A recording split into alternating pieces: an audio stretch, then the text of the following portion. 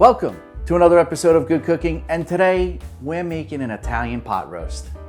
All right, Benny, so let's start this sauce. We got 2.5 cans of the old San Marzano. Mr. Marzano? Yeah, I'm a family friend. Let's just dump it in there, and then we're going the old process, Ben. The reason why we're starting this dish so early in the day here is, one, Ben is always late, so I gave him the wrong time. But the real reason is because we have to let this slow cook in the oven for about 4.5 hours, because you want to do about an hour per pound of your chuck roast, which ours is about 4.5 pounds. But my grandmother did make this dish. You go into a house like on a Thursday evening and she had been slow cooking. And then my cousin and I, who was a year older, Jeff, shout out to Jeff, we would linger around the kitchen until we got invited for dinner, which my grandfather, who was really never in a good mood, much like myself, would come in and go, "Oh, you guys are staying here again?" And we were like, well, we do live next door and there's nothing on the table over there. So yeah, we're your dinner guests tonight, sorry.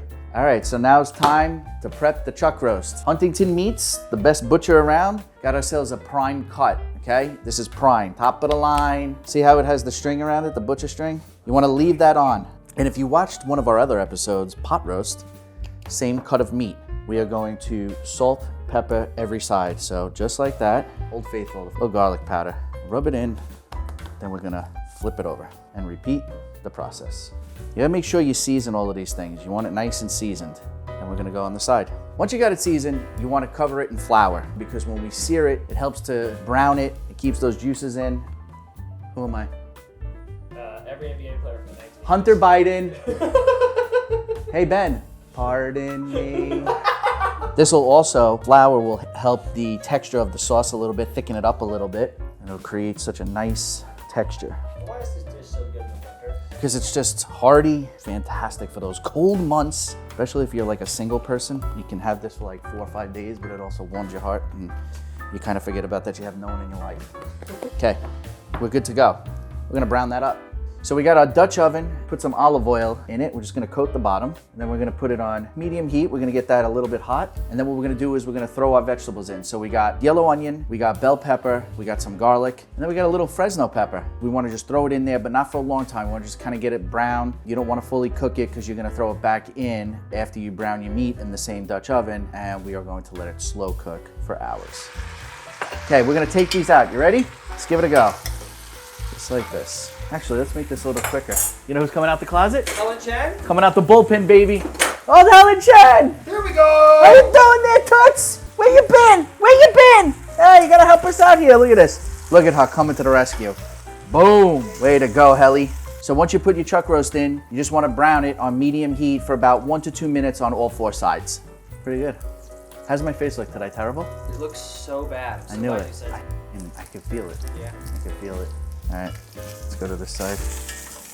Okay, take this out. Now I got my stovetop on low. So we're just gonna add a little red wine. We'll take our spoon, just scrape up the bits. Now our chuck roast is going back in, like so. Tomatoes are going in. See, you want your chuck roast halfway covered. And then going back in with the veggies. And you wanna just tuck them in there, Ben.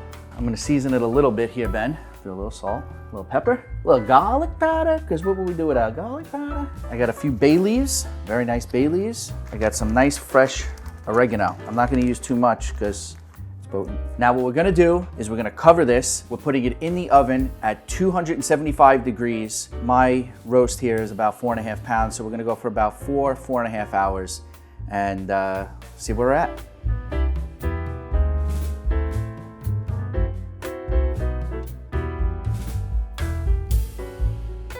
You know, this dish brings me right back to my grandmother's house when I was younger. It was a cold afternoon and my cousin and I would go into the house after punching each other in the face for a half hour. And you would walk into the house and oh my God, she was watching Family Feud. And then I'm watching Family Feud and we're waiting for the pot roast to be done. What an afternoon. Sure, this dish takes a little bit of time, but where the hell are you going? You put it in the oven, you set it, you forget it, you pour yourself a glass of wine. You got a crying kid, give them a glass of wine. I don't know. But this is a dish that you are going to make over and over again.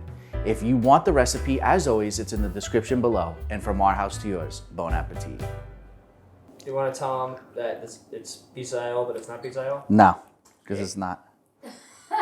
Great. No. My grandmother would be like, it ain't pizza, you loser.